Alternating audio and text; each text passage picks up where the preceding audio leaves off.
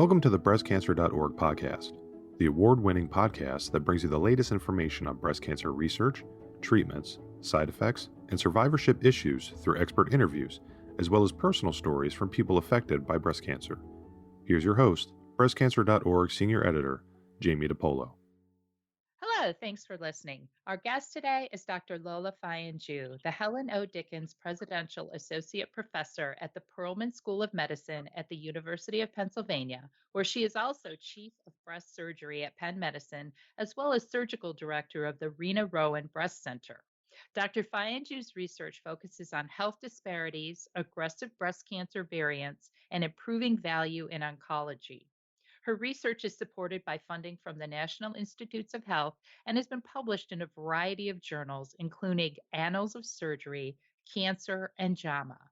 Studies show that overall participation in cancer clinical trials is low, and participation by people who identify as a race other than white is even lower.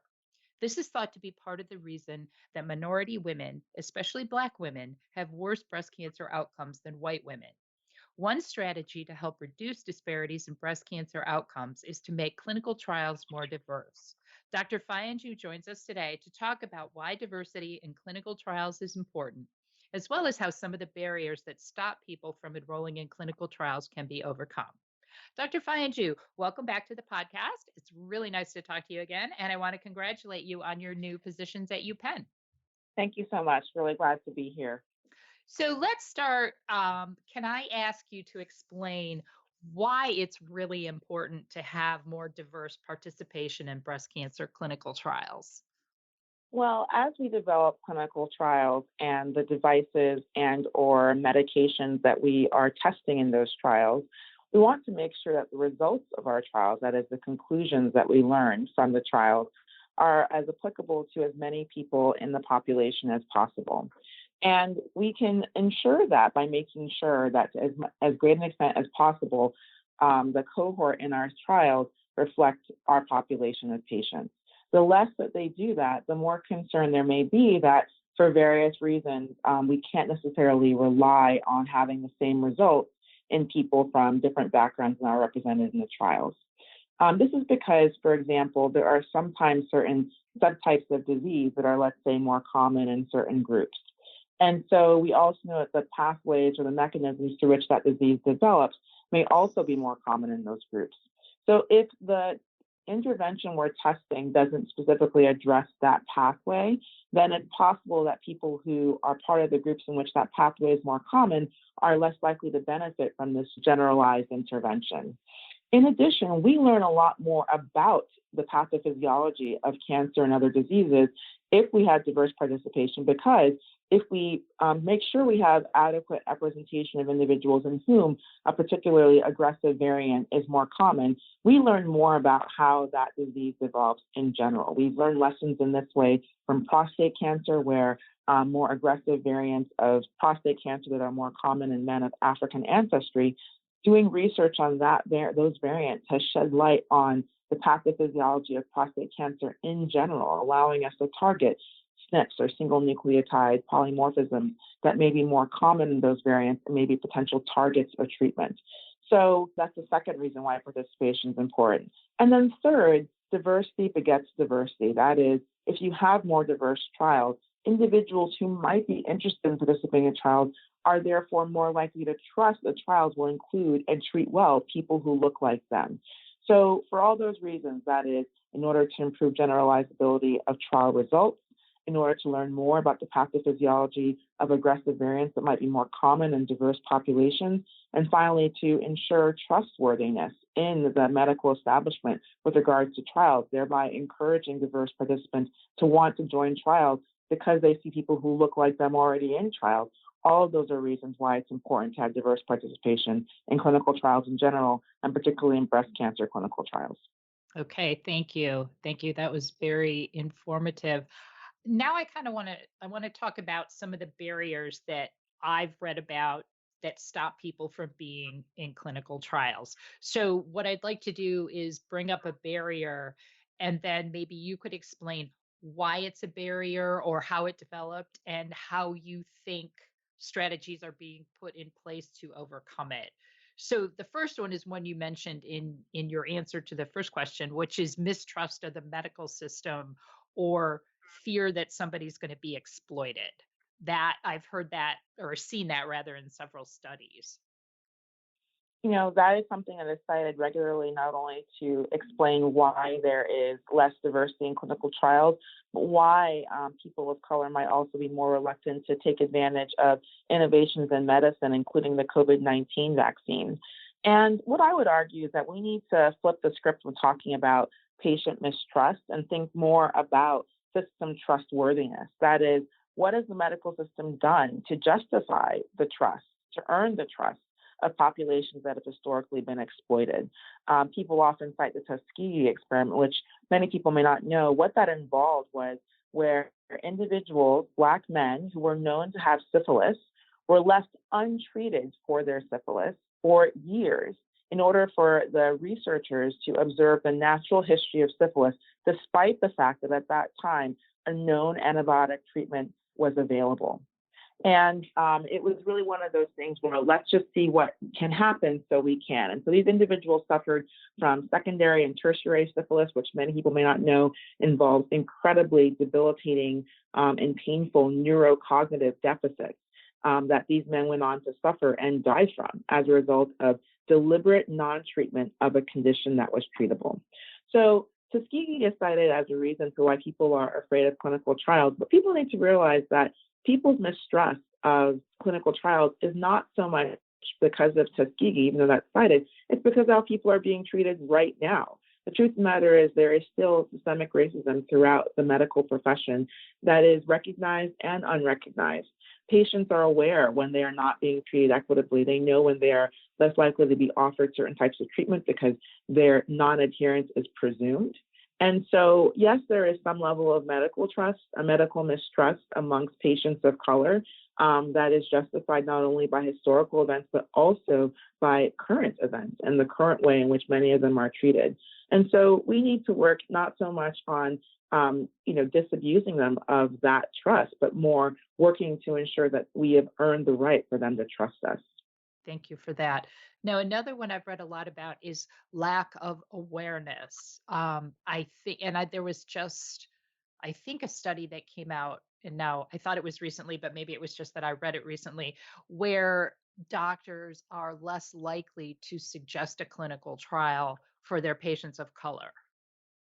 So, yes, that is a very important point. So, lack of awareness versus deliberate non disclosure about trials is kind of a confusing issue. So, one, I have to emphasize that many physicians themselves may not be aware of the trials for which their patients are eligible. So, often, if a patient is not connected with a trial, it's not because of a deliberate willingness of a provider not to connect someone with a trial for which they could potentially benefit. It's often because the oncologist, or more likely the primary care physician, may not know that a trial exists. So that is something that we need to work on, is awareness amongst clinicians about making trials available to their patients and becoming aware of those trials in the first place. On the part of patients, there may be a lack of awareness of which trials they're available to them as well, because patients of color or patients from low socioeconomic status may be less likely to go in search of trials. They may be less likely to Google or ask their friends about trials that they might be eligible for. And so what I found working at academic medical centers is not infrequently more well-resourced individuals will come to our medical centers in search of a trial they think that they might want to participate in.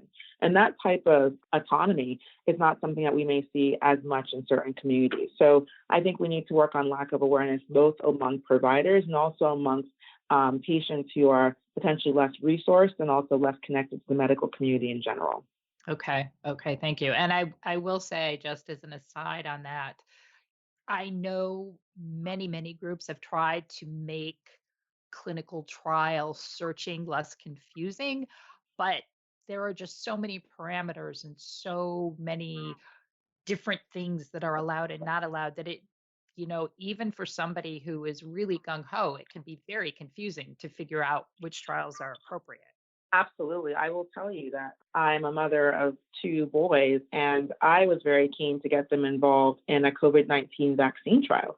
And even I, as a clinician, had a very hard time finding which sites might be open and would be available to them for their age group and in our region. So finding a trial that is something that you're eligible for is actually really challenging. And we found that even with regards to testing the COVID-19 vaccine, it's been really difficult to ensure diversity in these trials at some level, especially in the early phase trials, because it was a privileged few who had both the time, the leisure, opportunity, and the ability to access the trial website registration site. Okay, thank you. Now, one other thing I've read too is just basic logistics. Somebody lives too far away from a site, somebody maybe can't get there as often as needed. To me, that seems like a really tough one to overcome because a lot of the trials are done at academic medical centers. Yes. So I think that one of the challenges of clinical trials is that the protocols are not maybe always, so there's something that we do strive to do, are not always drafted with the comfort and ease of the patient in mind. Now, I will say that's something that we've increasingly worked on because we really want to make sure that whatever we're trialing actually will be able to be used in phase 4 real world circumstances. So it's to our benefit. It's, in order to ensure ultimate uptake of whatever we're trialing, we need to make sure that the circumstances in which it's used are actually amenable to patients' everyday life and clinical experience. In terms of logistics, the truth of the matter is, many of people of color actually live in areas that are not geographically far from the types of academic centers that often have clinical trials. But as we know, geographic proximity and experiential proximity are not the same. So even if you live quite close to a place that has a trial and you can technically get there for registration, the question is the trial happening, or the things you have to do, are they happening at times of day when you can actually go? If you are someone who works as a shift job, you may not have the flexibility to step away for a middle of the day appointment. You may not be able to take phone calls from clinical research coordinators during the day. So what can we do to make clinical trials work for the patients they serve? One, we need to make sure that protocols are developed, keeping in mind the broad array of individuals and the careers that they may have, as well as challenges associated with clinical trial participation, including access to childcare and transportation. Two, we need to work to make sure that clinical trials are in as many types of hospitals as possible. And that just means not only urban academic centers, as well as community hospitals and rural and suburban sites, but also specifically at community hospitals that serve underrepresented groups. So in particular, working with sites that may be safety net hospitals or federally qualified health clinics, places where you're more likely to see individuals for whom those represent the true kind of primary care home sites of trust, as opposed to the academic centers at which those trials might originate from. So with regards to logistics, we need to think about timing, we need to think about access, and we need to think about making, again, geographic proximity translate into experiential proximity. Okay. Now, these next two, they kind of go together in a sense, financial costs of being in a trial as well as insurance issues, because I know some people have had trouble depending on which arm of a trial they were in. Was insurance going to pay for that treatment if it was standard of care? Were they going to have to take time off work and not get reimbursed for being in the trial? Was insurance not going to cover anything? Those also seem to me to be very tough issues to overcome. Agreed. And, I think one of the things that is really challenging about the finances of healthcare in the United States is, frankly, that we have a lot of hidden costs, both in the direct payment for the treatment we receive, but also the costs that are invisible to the health system, but that are experienced by the patient, such as you said, missed time for work when you have to go to appointments and have procedures and get labs, et cetera, as well as the costs associated with paying for parking or paying for ad hoc childcare or paying for additional transportation, as well as the costs associated with your driver also missing work. And so with regards to clinical trials, we're trying to strike a balance between providing incentivization that is not potentially exploitative, that is the type of incentives that would encourage someone who has fewer means to potentially engage in something that might be not optimal for them and maybe riskier than is really ideal, while also addressing needs that I described so far, that is the hidden and known financial costs associated with trial participation. I think increasingly when we budget for trials and we apply for grants for trials, we need to think very hard about how we can account for these invisible costs, either providing direct payment to patients to address these costs as part of their participation, or providing in-kind resources that minimize the extent to which patients have to pay for these issues themselves. Okay. And then the last one that I have read about is a lack of diversity among research and clinical professionals. And that's kind of what you talked about in the beginning. If I don't see anybody that looks like me running this trial, why would I want to be a part of it? And I know that this is another one that there's no quick solution there. That's exactly right. So, I think that the issue of diversity amongst research and clinical professionals is an important one. With regards to seeing diversity amongst the people who are consenting you for a trial, I think what we don't appreciate is that there are many types of individuals who encounter a patient over the course of their visit to a clinic. There is the front desk staff. There are the medical assistants to get their vitals. There is the nurse who checks them in and goes over their medications. There may be the advanced practice provider who does the initial evaluation, and then also the physician who ultimately provides the counseling and treatment information that can lead to shared decision making. And there's also, in people who are potentially eligible for trials, the role of a clinical research coordinator. So at every step, every single individual in that process represents a point of access for understanding what kind of clinical trials could be available for a patient. And so often there is more diversity amongst front desk staff and medical assistants and nurses, as well as potentially clinical research coordinators, than there is amongst advanced practice providers and physicians. So one thing we can do is make sure to engage all of the individuals along the pathway from check-in to discharge in the process of consenting or making patients aware of clinical trials. One thing you can do is have a universal consent, which is where at the beginning, when someone checks in, someone can say, we conduct clinical trials. We're an academic medical center. Would you consent to being approached for clinical trials if you are deemed to be eligible? And that person can therefore plant the seed that begins to encourage people to think about whether or not they'd be open to a specific trial where they approached about one. In addition, we obviously need to work on improving diversity amongst the physicians and investigators who run the trials.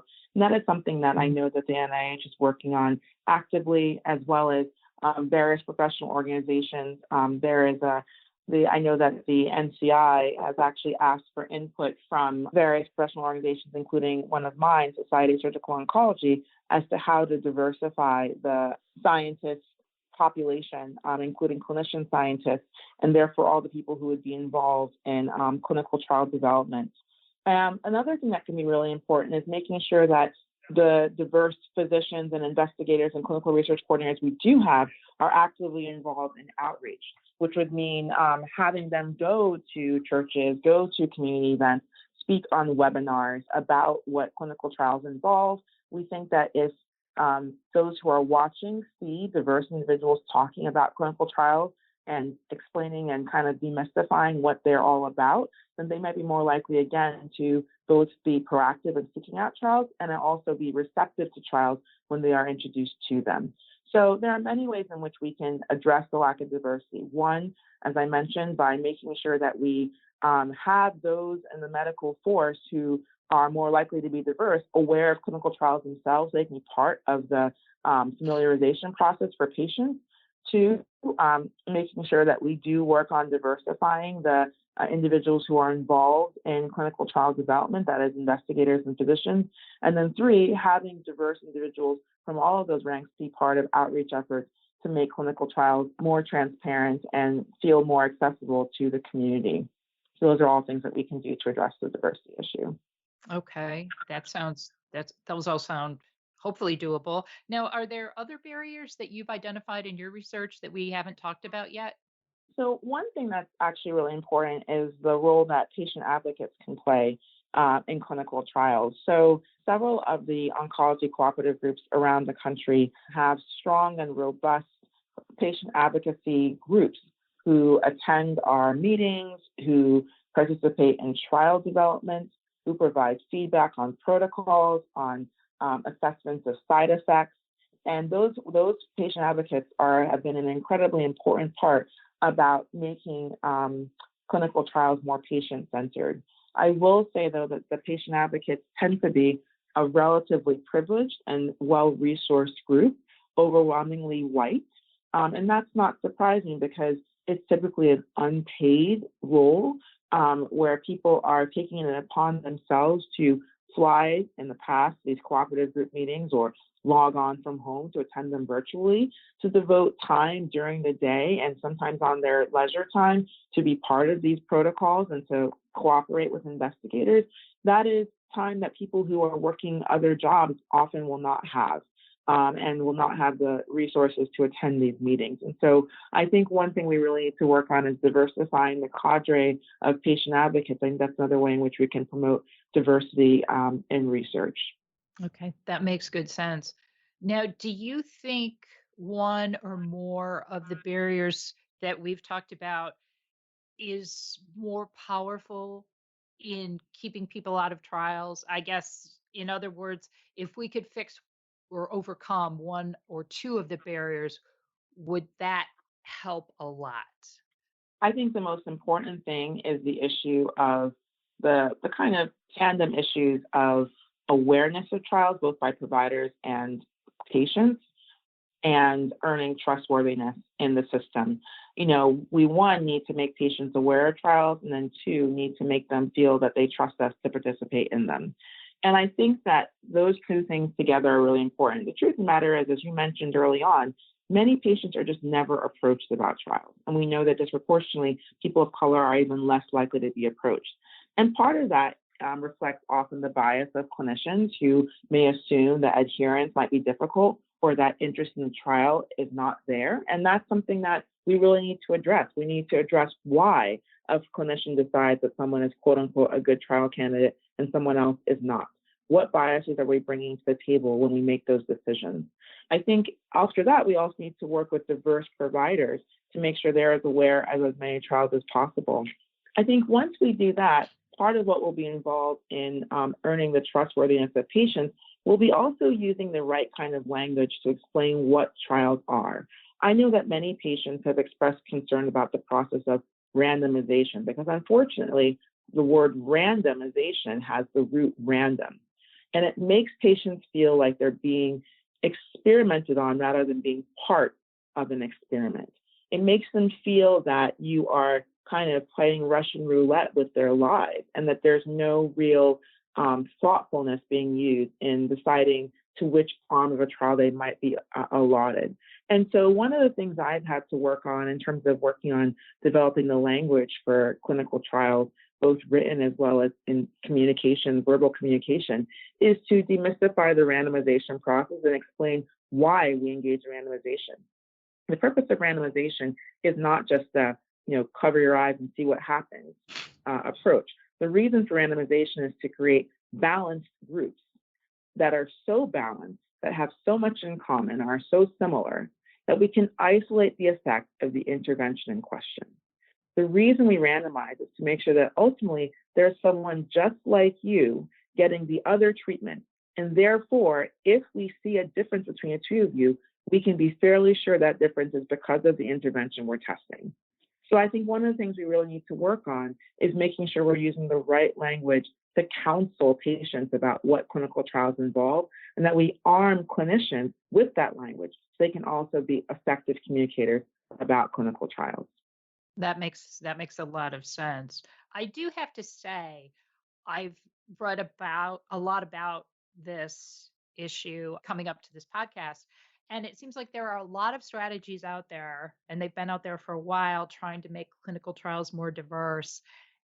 But it doesn't seem like they're really working because it seems like this problem has been talked about for a long time, decades.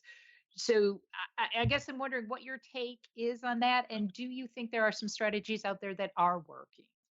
So I think that we are at a watershed moment in American medicine. I think that language about health disparities has obviously been around for 20, 30, 40 years.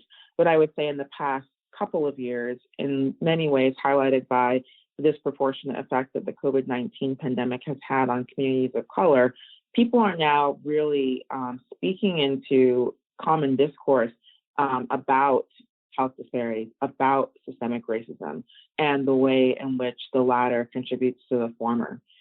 If you look at, I actually did a search of the New England Journal of Medicine, and prior to about July of 2020, you would have been very hard pressed to ever see the phrase systemic racism published in the New England Journal of Medicine.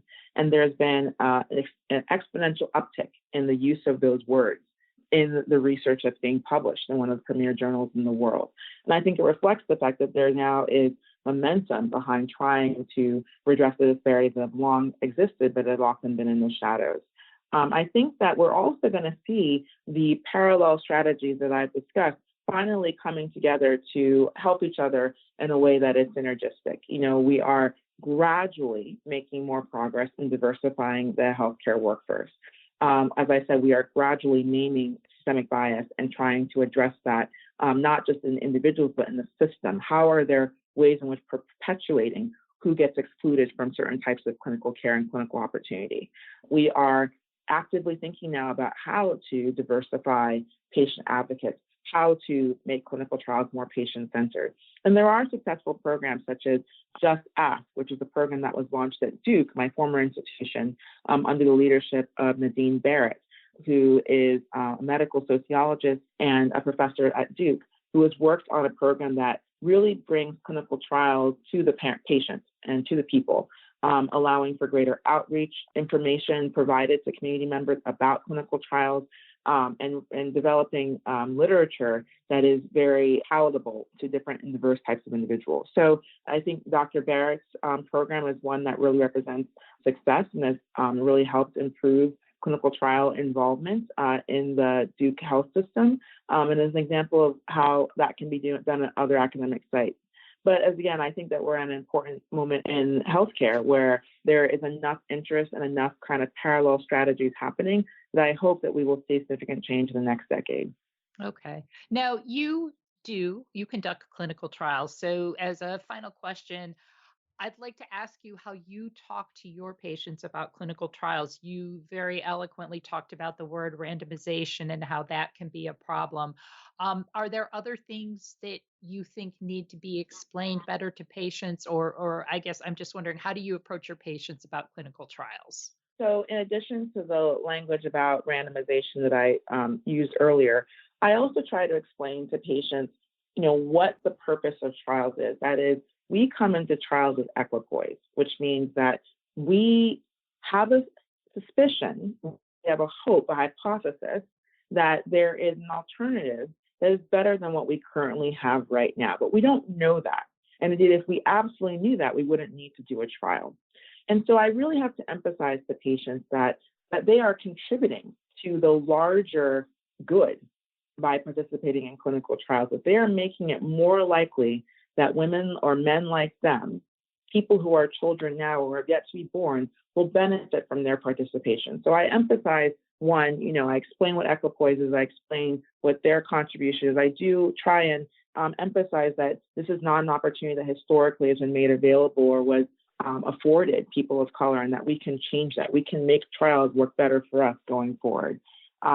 There's language randomization. And then I speak quite candidly about, helping them personify who is good for that trial, and whether, if I had their condition or my mother had that condition, I would feel comfortable participating in a trial or having my mother participate in a trial. And I speak very honestly about that. I also do engage diverse personnel to talk with patients about trials. I have had the privilege of working with excellent clinical research coordinators who are able to speak in language that patients understand. And I will often have them do part of the counseling because I think that they can have a huge impact in helping patients understand trials and ultimately agree to be part of them.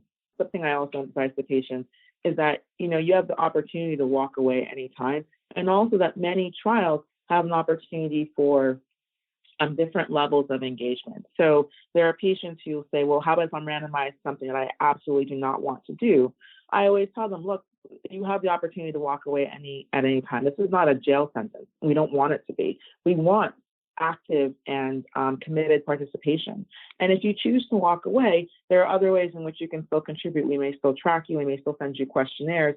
That too will contribute to science. And so I emphasize that there are ways in which to be more and less involved in trials, and that there's always the option to walk away. Empowering people to know that there is choice at any time in the process has also been very important, something that I really emphasize. Oh, that's all very, very good information. Dr. Fayandju, thank you so much. This has been really, really helpful, and I hope it opens a lot of people's eyes to the value of being in a clinical trial. Thank you so much. Thank you for listening to the breastcancer.org podcast. Please subscribe on iTunes or wherever you listen to podcasts. To share your thoughts about this or any episode, email us at podcast@breastcancer.org or leave feedback on the podcast episode landing page on our website. And remember, you can find a lot more information about breast cancer at breastcancer.org. And you can connect with thousands of people affected by breast cancer by joining our online community.